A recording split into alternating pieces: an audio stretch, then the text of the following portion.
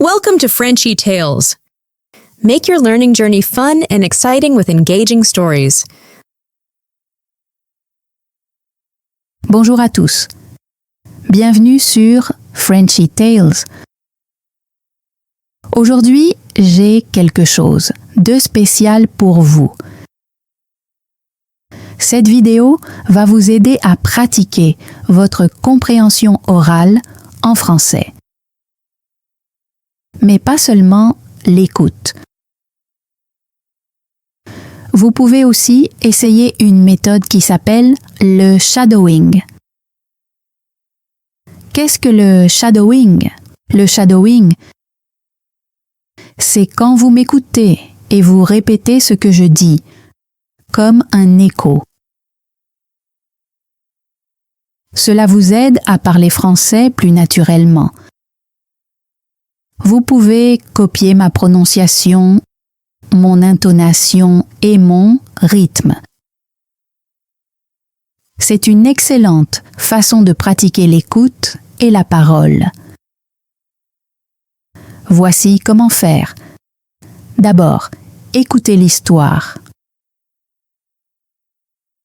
Ensuite, écoutez encore une fois. Mettez la vidéo en pause après chaque phrase et répétez à voix haute. Essayez de parler comme moi. Faites cela 2 ou 3 fois, jusqu'à ce que ce soit plus facile. Et ne vous inquiétez pas, les mots s'afficheront à l'écran. Comme ça, vous pouvez suivre et tout comprendre. Maintenant, je vais vous parler un peu de l'histoire d'aujourd'hui. C'est l'histoire d'une fille qui apprend le français, comme vous. Elle va chez le docteur, mais quelque chose de drôle se passe. Elle veut dire une chose, mais le docteur comprend autre chose. Alors, si vous êtes prêts, prenez votre carnet, installez-vous et profitez de cette histoire avec moi. Souvenez-vous, vous pouvez regarder, écouter, répéter et faire du shadowing autant de fois que vous voulez. Plus vous pratiquez, plus vous serez confiant.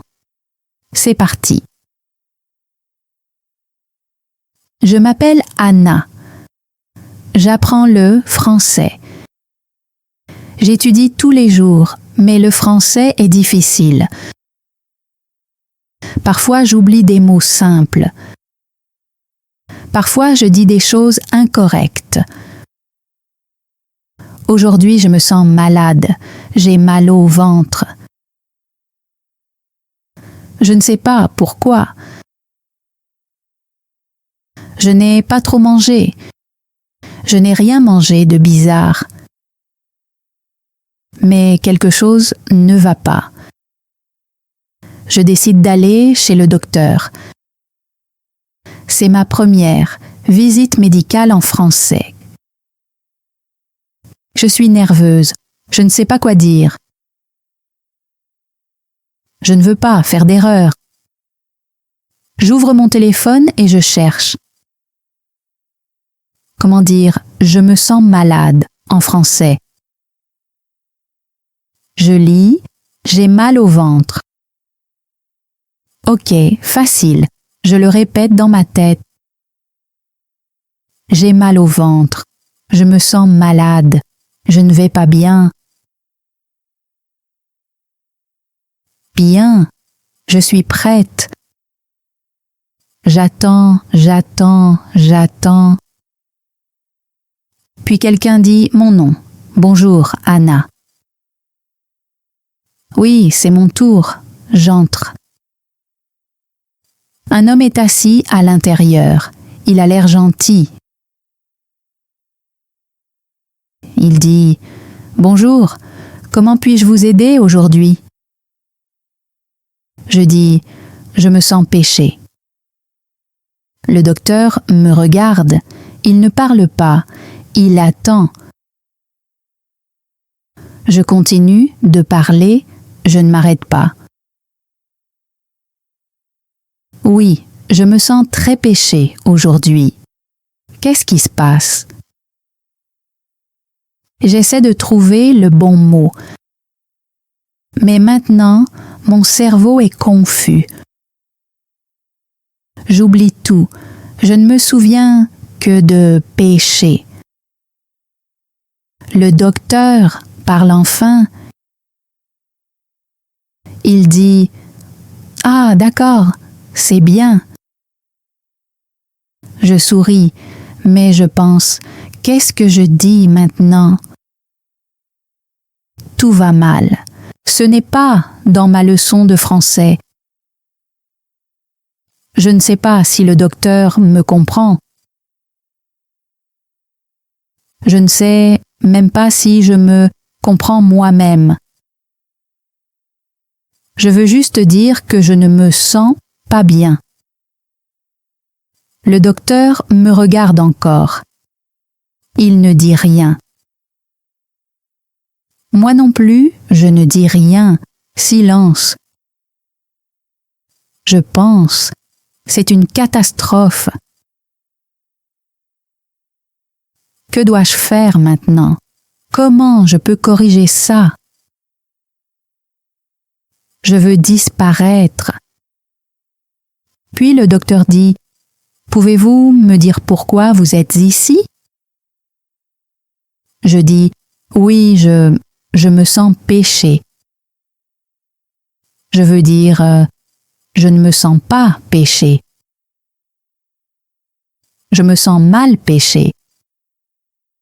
Je veux dire je me sens péché mal. Qu'est-ce que je dis? Ce ne sont pas des vraies phrases.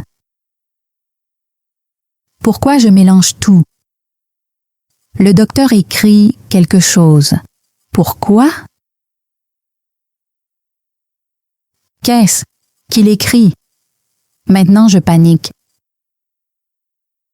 Peut-être qu'il pense que je suis folle. Peut-être qu'il va me donner le mauvais médicament. Je ne veux pas rester ici. Mais ensuite, je me souviens, mon téléphone. Oui. J'ouvre l'application de traduction. Je tape les mots. L'application dit « Je me sens malade ». Oui, c'est le mot, pas péché, malade. Je regarde le docteur et je dis « Désolé, je me sens malade, pas péché ».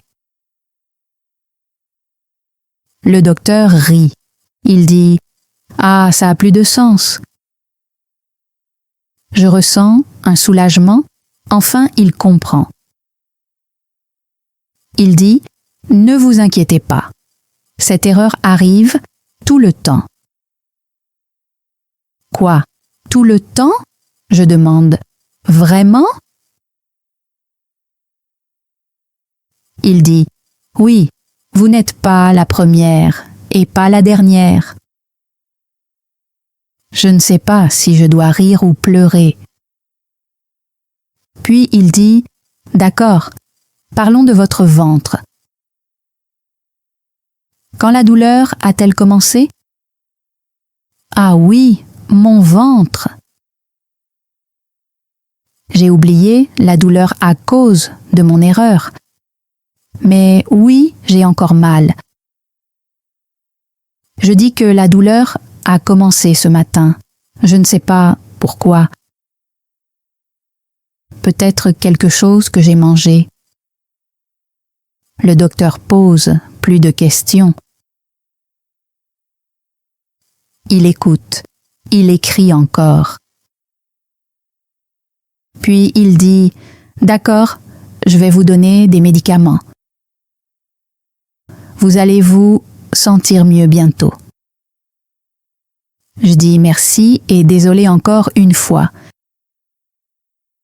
Il sourit et dit « Ce n'est pas grave. Cette histoire va rendre ma journée plus amusante. » Je ris un peu, puis je pense « Peut-être que cette histoire va aussi aider quelqu'un d'autre, quelqu'un qui apprend le français comme moi. » Le docteur me donne un papier. C'est une ordonnance. Il dit « Donnez ça à la pharmacie. Ils vous donneront le médicament. » Je dis « D'accord, merci. » Je quitte le cabinet. Je vais à la pharmacie. Au comptoir, je donne le papier à la femme. Elle le lit, puis elle me regarde. Elle demande « Vous voulez le normal ou le très fort ?»« Hein? Quoi? Très fort? Pourquoi ?» Je demande « Quelle est la différence ?» Elle dit « Le très fort aide plus avec l'énergie et la confiance. » L'énergie, la confiance, je suis encore confuse. Je demande « Pardon, ce médicament, c'est pourquoi ?» Elle dit « Pour se sentir péché. » Quoi? Encore? Péché? Je dis « Non, non, je ne veux pas me sentir péché, je me sens malade, malade. » Elle vérifie encore le papier, puis elle dit « Oh, je crois que le docteur a fait une blague. » « Une blague ?» je demande. Elle retourne le papier. Il y a une note derrière. Elle dit « La patiente dit qu'elle se sent péchée. Merci de lui donner le bon médicament pour malade, pas péché. » Maintenant, je ne sais pas si je dois rire ou pleurer. La femme sourit. Elle dit « Ne vous inquiétez pas. Je vais vous donner le vrai médicament. » Je dis « Merci, et s'il vous plaît, oubliez tout ce que j'ai dit aujourd'hui. » Elle rit et dit « Ne vous inquiétez pas, on fait tous des erreurs. » Enfin, je reçois le médicament. Je rentre chez moi, je prends un comprimé, je m'assois, je bois de l'eau et je pense « C'était la visite chez le docteur la plus folle de ma vie. » Mais je pense aussi « Je n'oublierai jamais le mot « malade ». Apprendre une nouvelle langue n'est pas facile. Parfois, on étudie tous les jours, mais on fait quand même des erreurs. C'est normal, ça fait partie de l'apprentissage. Dans cette histoire, Anna voulait dire une phrase simple. « Je me sens malade. » Mais elle a dit quelque chose de très différent. « Je me sens péché. » C'est une erreur drôle, peut-être même un peu embarrassante. Mais le plus important, c'est ceci. Elle a essayé. Elle a continué à parler. Elle ne s'est pas arrêtée. Elle n'a pas abandonné. Même quand tout allait mal, elle est restée calme. Elle a utilisé son téléphone. Elle a utilisé sa tête. Et à la fin, le docteur l'a comprise. Ça, c'est une vraie réussite. Parfois, les gens ont peur de parler français.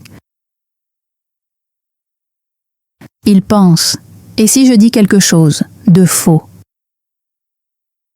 Voici la vérité. Tu vas dire quelque chose de faux. Nous le faisons tous. Les erreurs ne sont pas mauvaises. Les erreurs nous aident à apprendre. Elles rendent ton cerveau plus fort. Et parfois, les erreurs font de super histoires. Alors, la prochaine fois que tu te sens nerveux, pense à Anna.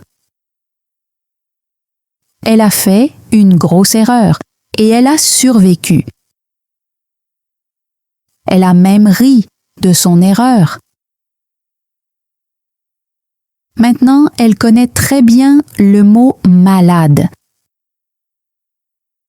Et devine quoi? Toi aussi. Alors continue à pratiquer, continue à parler.